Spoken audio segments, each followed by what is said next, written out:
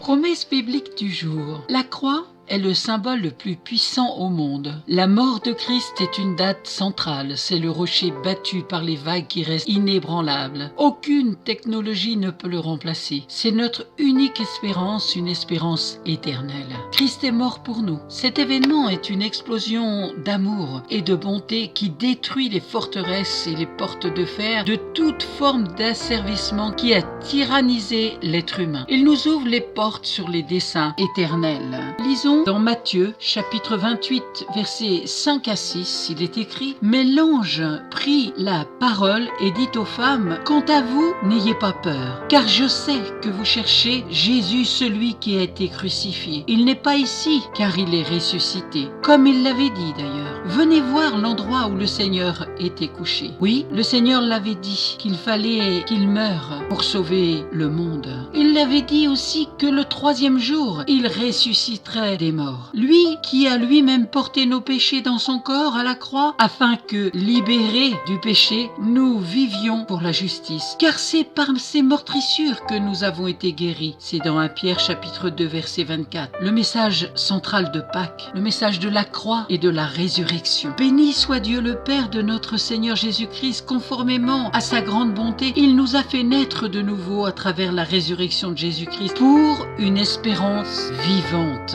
C'est dans 1 Pierre, chapitre 1, verset 3. Jésus lui dit, « C'est moi qui suis la résurrection et la vie. Celui qui croit en moi vivra, même s'il meurt. Et toute personne qui vit et croit en moi ne mourra jamais. » Crois-tu cela? C'est écrit dans Jean, chapitre 11, versets 25 à 26. C'est aussi à travers un homme qu'est venue la résurrection des morts. C'est dans 1 Corinthiens, chapitre 15, verset 21. « Je vous ai transmis tout le message que j'avais, moi aussi, reçu de Christ est mort pour nos péchés, conformément aux Écritures. Il a été enseveli et il est ressuscité le troisième jour, conformément aux Écritures, dans 1 Corinthiens, chapitre 15, versets 3 à 4. Soyez énormément bénis par cette résurrection, que le Saint-Esprit puisse venir vous toucher dans tout votre être entier. Amen. Si vous n'avez pas de Bible, n'hésitez pas à me contacter, je vous en offrirai une. À très bientôt.